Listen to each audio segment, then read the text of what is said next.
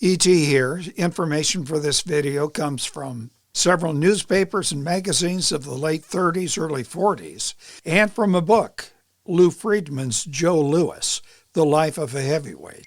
Now this is Abe Simon. He's also known as the Big Ape, or more nicely, Big Abe, Skyscraper Simon, a few other names. At 6 feet 4 inches, somewhere north of 250 pounds, Simon resided in the company of the big guys like Primo Carnera, Max and his even larger brother Buddy, and former champion Jess Willard. Unlike the above-mentioned champions and near champions, Abe Simon spent most of his boxing career quite a bit below the top-ranked 10, and he suffered, a KO loss to Buddy Bear, a points loss to Lou Nova and to Al Bray, another points loss to, Willie Reddish, a few others. But he did have a notable win in February of 1940. It was a knockout victory over a rising star and future heavyweight champion named Jersey Joe Walcott. Arnold Cream was his real name. And that got him a shot at the champion, Joe Louis. Simon would be the third Jewish fighter to challenge Louis. Max and his larger brother, Buddy, were the others. And Abe was a good athlete. At his Long Island high school, he excelled as a shot putter. He was a football lineman. Several boxing promoters who saw Simon destroy opposing linemen and running backs encouraged Simon to enter the ring. They set him up with a legendary trainer, Freddie Brown. Brown would later work with Rocky Graziano, Roberto Duran, Marciano, who else? Larry Holmes. But Simon, despite his strength and ability to take a punch and his long 82-inch reach, was slow. He was not a well-coordinated boxer. He started his pro career in March of 35 and won 14 straight, but he was decisioned by Lou Nova in 1936 and knocked out by Buddy Bear in 3 rounds in 1937. But that knockout over Walcott, and also an impressive unanimous decision over Roscoe Tolis, got Simon that chance against Joe Louis. The two met in March of 1941 at Detroit's Olympia Stadium, and Abe Simon was as ready as he could get, having been schooled by not just Freddie Brown, but also former heavyweight champion Jack Johnson himself, who, by the way, did not like Joe Louis. Nevertheless, Time magazine thought little of Simon's lasting more than a round or two.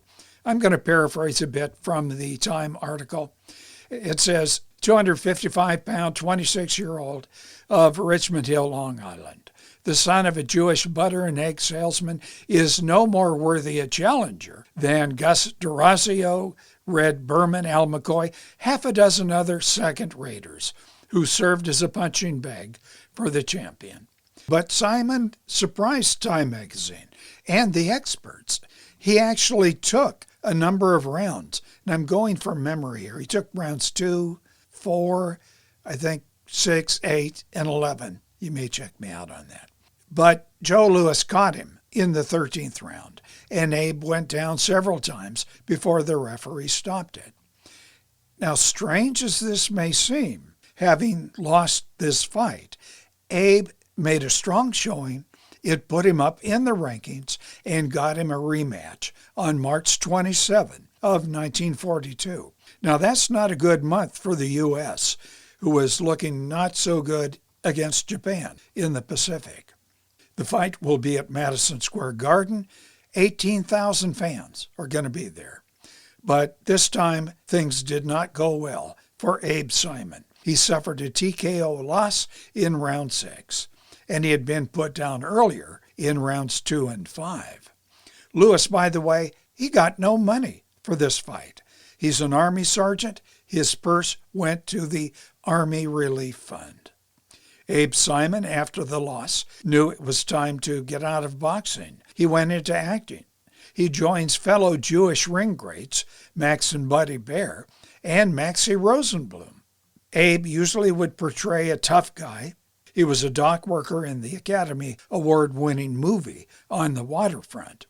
He's in it with Marlon Brando, Carl Malden, Lee J. Cobb. In one scene, Abe is told to throw a can at a priest. Now, he did that, but he was extremely upset at doing so, even though the man playing the priest was an actor. Abe Simon was in the film Never Love a Stranger, and you can see him in Rod Serling's Requiem for a Heavyweight, and in several TV dramas. But most of his money came from a job as a liquor salesman. But eventually severe arthritis made work and even walking unbearable. Although Simon got out of the game early enough to avoid brain damage, he retired to his Queens, New York home, where he enjoyed a quiet life. He loved listening to classical music on WQWR radio. He saw friends and fans. On October 24, 1969, Abe Simon died. Now that's less than 2 months after the Charles Manson murders and almost 2 months before Sonny Liston was knocked out by Leotis Martin. And that, boys and girls, is the story. Give it a thumb up if you liked it. Subscribe, hit the bell icon, and comment below. You know the drill. Thank you.